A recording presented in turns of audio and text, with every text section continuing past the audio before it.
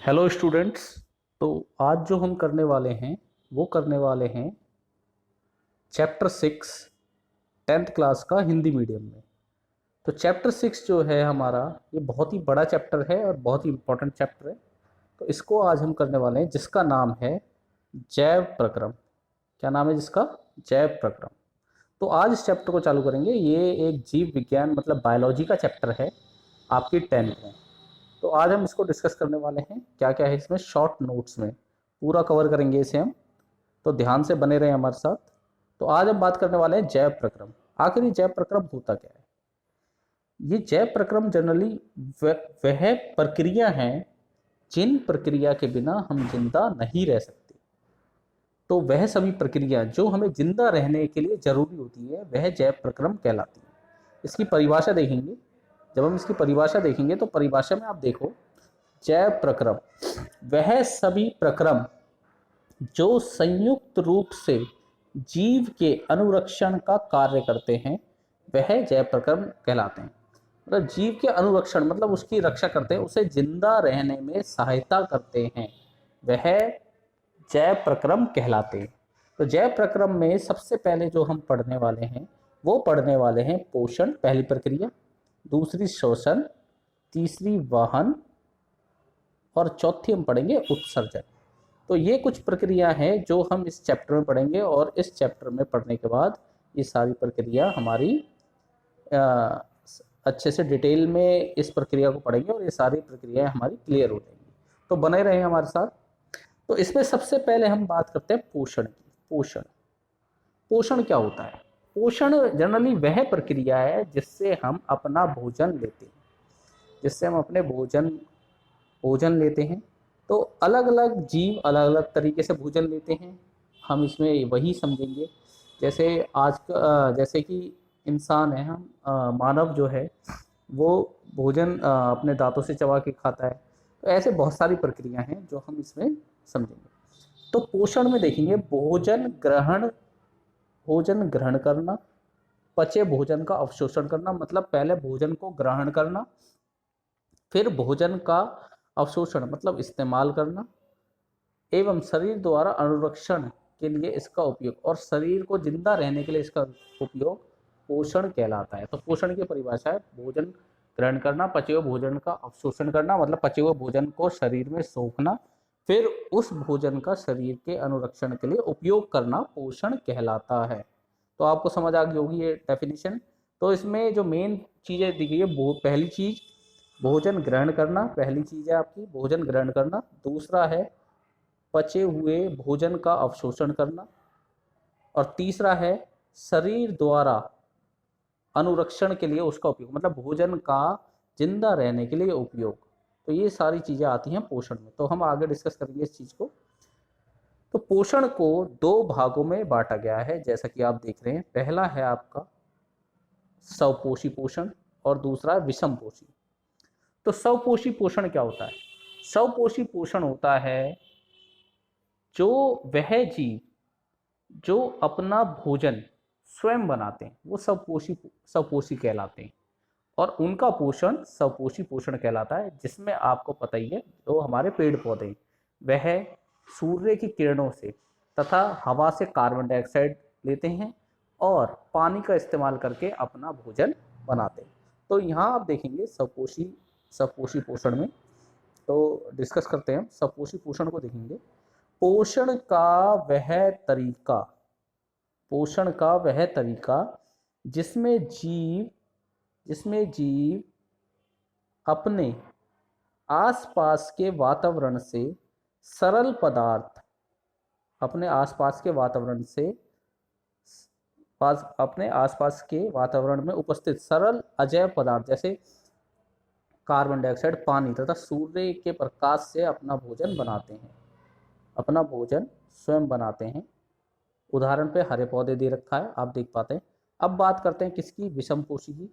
जब हम विषम पोषी की बात करेंगे तो पोषण का वह तरीका जिसमें जीव अपना भोजन स्वयं नहीं बनाते, जिसमें हम आ जाते हैं, बल्कि अपने भोजन के लिए अन्य जीवों पर निर्भर करते हैं। जैसे हम हैं, हम अगर शाकाहारी हैं तो हम पेड़ पौधों पर निर्भर करेंगे। अगर हम मांसाहारी हैं तो हम जीव जंतु पे अपने भोजन के लिए निर्भर करेंगे। तो उदाहरण में आपने दे रखा मानव तथा अन्य जीव। क्लियर हो गया यहाँ तक सबको?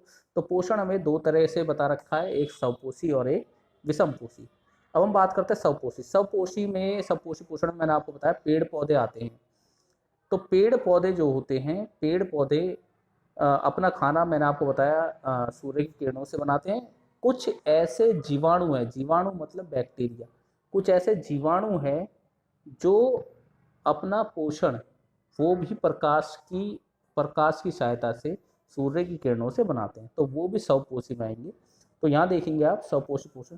स्वपोषी पोषण में हरे पौधे में तथा कुछ जीवाणु जो प्रकाश संश्लेषण कर सकते हैं में होता है। मतलब स्वपोषी पोषण हरे पौधे में तथा कुछ जीवाणु जो प्रकाश संश्लेषण कर सकते हैं में होता है। तो यहाँ तक आप लोगों को समझ आ गया होगा। तो पोषण दो प्रकार से बताया हमने अभी, एक स्वपोषी एक विषमपोषी। स्वपोषी में आएंगे जो अपना खाना खुद बनाते हैं, जैसे हमारे पेड़ पौधे। विषमपोषी में आएंगे जो अपने खाने के लिए दूसरों पर निर्भर करते हैं। तो यहाँ तक आपको समझ आ गया होगा। पहली जय प्रक्रम हम कर रहे हैं पोषण। क्लियर हो गया? तो अब हम आगे बढ़ेंगे जब हम देखेंगे प्रकाश संश्लेषण। प्रकाश संश्लेषण है क्या? प्रकाश संश्लेषण वह प्रक्रिया है, इसे पहले सिंपल लैंग्वेज में समझेंगे, जिसकी प्रकाश की सहायता से पेड़ पौधे अपना खाना बनाते हैं। तो अब इसमें हम देखेंगे, इसकी अभिक्रिया ये दे रखी है। इसमें देखो, ये हमारा कार्बन डाइऑक्साइड जो ये हवा से लेते हैं, फिर है H2O मतलब जल ये लेते हैं, आपको पता ही है, अपने जड़ों से।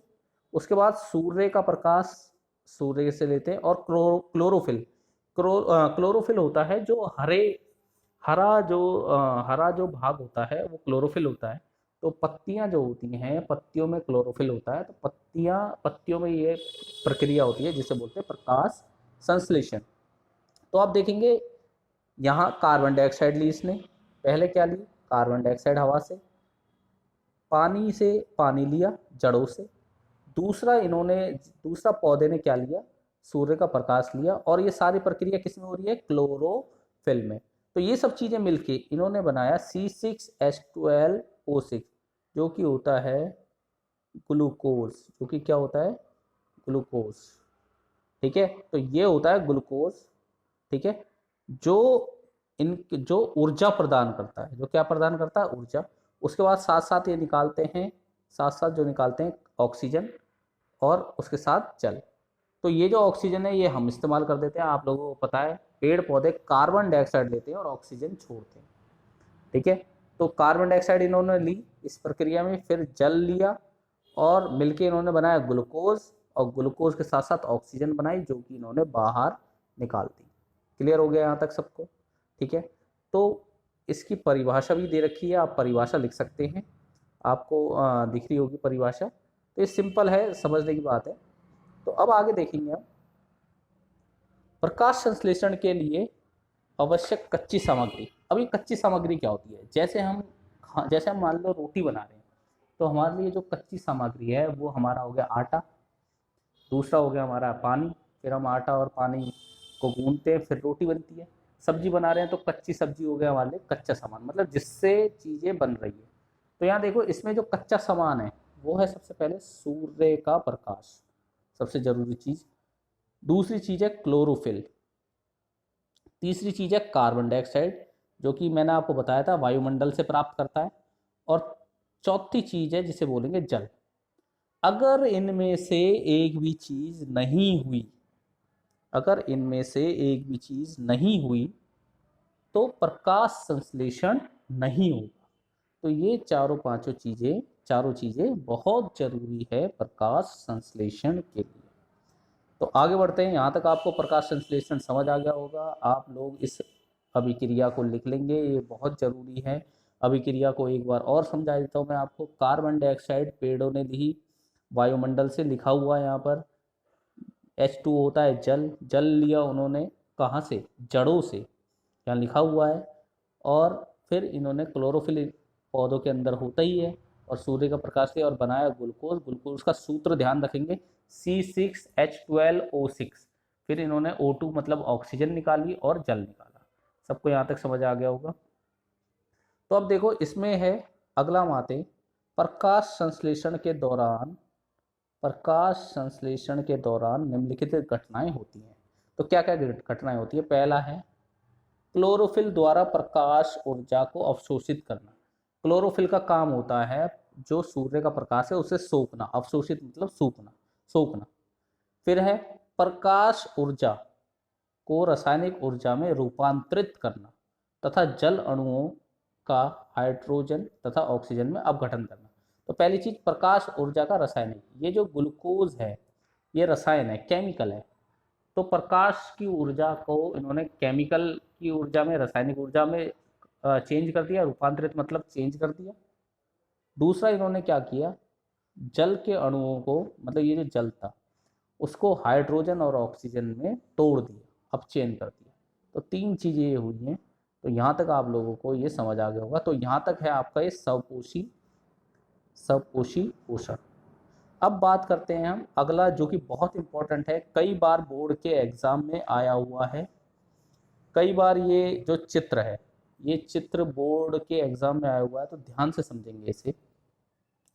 तो ये क्या है? ये है हमारा रंध्र, और इसको बोलते हैं स्टोमेटा, इंग्लिश में बोलते हैं स्टोमेटा। ये क्या है?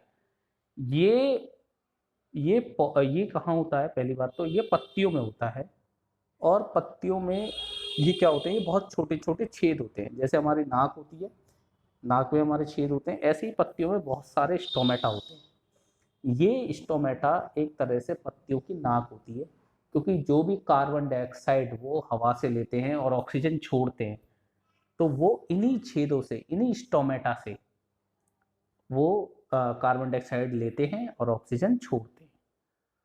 तो जैसे हम अपनी नाक से ऑक्सीजन लेते हैं, कार्बन डाइऑक्साइड छोड़ते हैं, उसी प्रकार से उल्टी प्रक्रिया पेड़ पौधे करते हैं, ये कार्बन डाइऑक्साइड लेते हैं और ऑक्सीजन छोड़ते हैं।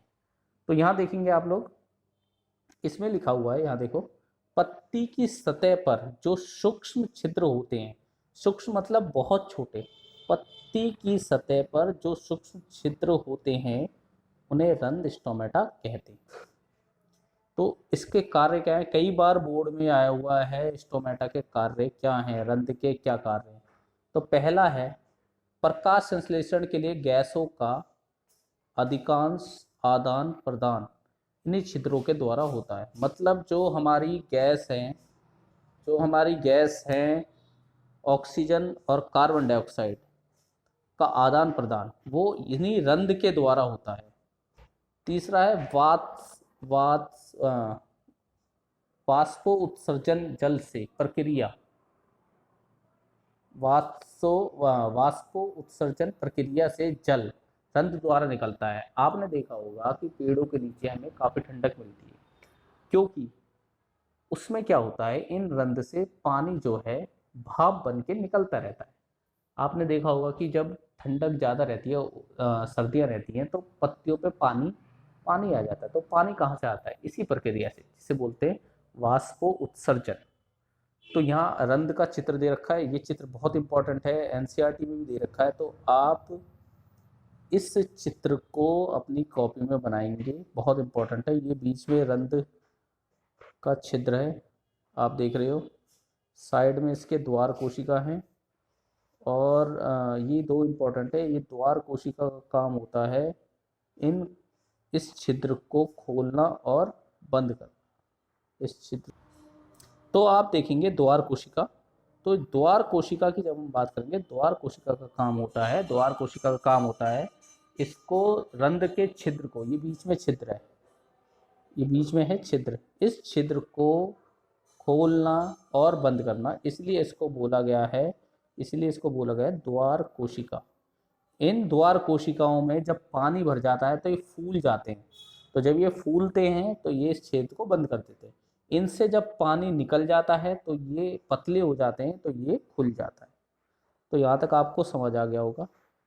तो हम आगे चलते हैं। यहाँ आपका स्वपोषी हो गया खत्म, स्वपोषी पोषण हो गया खत्म, इतना ही है। आप इसको यहाँ तक ध्यान से कर लेंगे। अभी हम क्वेश्चंस की इस चैप्टर की प्रैक्टिस करेंगे। जब हम क्वेश्चंस की प्रैक्टिस करेंगे तो आपको ये और डिटेल में समझ आ जाएगा। अब हम आगे आगे बढ़ते हैं। तब जब हम आगे बढ़ेंगे तो अब आता है हमारा विषमपोषी। विषमपोषी में क्या होता है? विषमपोषी को 3 भाग में डिवाइड करा गया। पहला है होलोजोइक, और इंग्लिश में से बोलते हैं होलोजोइक, और हिंदी में बोलते हैं प्राणी संपोषण। दूसरा है सैप्रोफिटिक, और सैप्रोफिटिक और सैप्रोफिटिक को बोलते हैं मृतजीवी पोषण। और उसके बाद तीसरा है परजीवी पोषण। तो ये जो प्राणी संपोषण है, जब हम इसकी बात करेंगे, ठीक है, सबसे पहले इसकी बात करेंगे तो ये होते क्या है। जब हम प्राणी संपोषण की बात करते हैं तो प्राणी संपोषण है, इसमें जीव संपूर्ण भोज्य पदार्थ का अंतर्ग्रहण करते हैं तथा उनका पाचन शरीर के अंदर होता है। मतलब इसमें होता है कि भाई हम पूरा भोज्य पदार्थ खाते हैं। जैसे हम क्या करते हैं, हम पूरा सॉलिड जो होता है खाना, सॉलिड या लिक्विड, उसे हम खाते हैं, अपने दांतों से चबाते हैं और हमारे शरीर के अंदर पच जाता है। तो इसका उदाहरण है अमीबा तथा मानव। ठीक है, क्लियर हो गया यहाँ तक। उसके बाद आता है मृतजीवी। मृतजीवी क्या होता है? जो मरे हुए या सड़े गले, मरे हुए या सड़े गले सड़ी गली चीज़ों को खाते हैं। मरे हुए या सड़ी गली चीज़ों को खाते हैं, जिसके अंदर आपको पता है, इसके अंदर आता है हमारा फफूंदी। फफूंदी आपने देखी होगी, सफ़ेद सफ़ेद आती है, अचार वगैरह के ऊपर लगी रहती है, या जहाँ पर सब्जी वगैरह ख़राब है वहाँ पर फफूंदी बहुत ही ज़्यादा लग जाती है। आपको पता ही होगा, आपने देखा होगा। ठीक है, तो वो क्यों लगती है? वो इसलिए लगती है, जब वो सब्जियां खराब होती हैं तो उसके ऊपर फफूंदी जो होती है वो सड़ी गली चीज़ों को खाती है, तो इसलिए वो सड़ी हुई चीज़ों पर आ जाती है। इसका एक और उदाहरण है जो आपने देखा होगा, मशरूम। मशरूम की खेती जो होती है वो सड़ी गली चीज़ों पर होती है, तो मशरूम भी जो होता है वो सड़ी गली चीज़ों को खाता है। उसके बाद अगला है, जिससे तीसरा है हमारा, वो है हमारा परजीवी पोषण। जब हम परजीवी पोषण की बात करते हैं, परजीवी पोषण क्या होता है हमारा? परजीवी पोषण होता है जैसे कि कुछ जीव ऐसे होते हैं जो शरीर में ही रहते हैं और उसी से अपना खाना लेते हैं, जिसका सबसे अच्छा उदाहरण है जू। आप देखो यहाँ भी दे रखा है जू। जू हमारे सर में रहती है और सर में रहने के बावजूद हमारे सर से खून को चूसती है। तो ये आ गया हमारा परजीवी पोषण, मतलब शरीर में ही रह रहा है और खाना शरीर से ही ले रहा है। दूसरा उदाहरण है हमारा जोंक। जोंक भी आपको पता है शरीर के ऊपर चिपक जाती है और खून को चूसती है। उसके बाद है इसमें उदाहरण अमरबेल। अमरबेल की जब हम बात करेंगे, अमरबेल एक पेड़ होता है जो कि उसकी जड़ जमीन में नहीं होती, वो पेड़ों के अंदर उसकी जड़ होती है। वो वो जो अपना खाना है वो पेड़ पौधों से ले रहा है, ना कि जमीन से। उसके बाद है फीता कृमि। फीता कृमि क्या होता है? फीता कृमि होता है पेट के कीड़े। आप लोगों को पता है कि बच्चों के पेट में कीड़े हो जाते हैं, वो हमारी आंत से, छोटी आंत में चिपक जाते हैं और हम जो खाना खाते हैं उस खाने को वो लेते हैं। तो आपको ये समझ आ गया होगा परजीवी पोषण। एक बार इसको पढ़ लेते हैं। परजीवी अन्य जीवों के शरीर के अंदर तथा बाहर रहकर उनको बिना मारे उनसे अपना पोषण प्राप्त करते हैं। यहाँ तक क्लियर हो गया होगा आपको। तो साथ साथ जैसे जैसे आप समझते जा रहे हैं, इनके नोट्स बनाते जाएं, बहुत ज़रूरी हैं, ये बहुत शॉर्ट नोट्स हैं, तो आप इनके जो नोट्स हैं वो साथ साथ बनाते जाएं। अब हम बात करते हैं अमीबा में पोषण। कई बार आया हुआ है ये कोड में, तो ये इम्पोर्टेंट है, बहुत इम्पोर्टेंट है ये, तो ध्यान रखना। अमीबा, अमीबा की जब हम बात करते हैं, अमीबा एक बहुत ही छोटा जीव है जिसे हम बिना माइक्रोस्कोप के नहीं देख सकते। तो ये पानी में रहता है, साफ पानी में रहता है। अगर ये हमारे पेट में चला जाता है तो एक बीमारी हो जाती है जिसे बोलते हैं एमीबाइसिस, जिसे बोलते हैं एमीबाइसिस। तो वो बीमारी हो जाती है। तो अमीबा की जब हम बात करेंगे, अमीबा अपना पोषण कैसे लेता है? तो जब ये पानी में रहता है तो इसके आसपास, जैसे इसके खाने का कोई कण आ गया, खाद्य कण जिसे कहते हैं, ठीक है। अच्छा, पहले मैं बताना चाहूँगा कि अमीबा जो है एक कोशिकीय जीव है, एक कोशिका है इसमें, ठीक है। हम बहुकोशिकीय हैं, हमारे अंदर बहुत सारी कोशिकाएं, अमीबा के अंदर एक कोशिका जीव है, तो इसमें एक कोशिका होती है, तो एक कोशिका में इसका केंद्रक होता है, आप देख रहे हो, और ये इसकी झिल्ली है, जो इसकी जो बाउंड्री है, ये इसकी कोशिका झिल्ली है।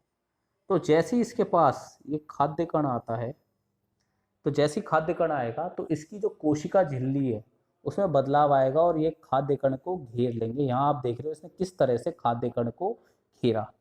तो जब वो झिल्ली का आकार बदलता है तो उस आकार को बोलते हैं पादहाव या फिर कूटपाद। कई बार पूछा गया है, कई बार, तो ध्यान रखना ये कूटपाद क्या होते हैं। जब भी अमीबा का आकार बदलता है, अमीबा के कोशिका झिल्ली का आकार बदलता है खाद्य कण को घेरने के लिए, तो उस आकार को पादाव या कूटपाद कहते हैं, ध्यान रखना।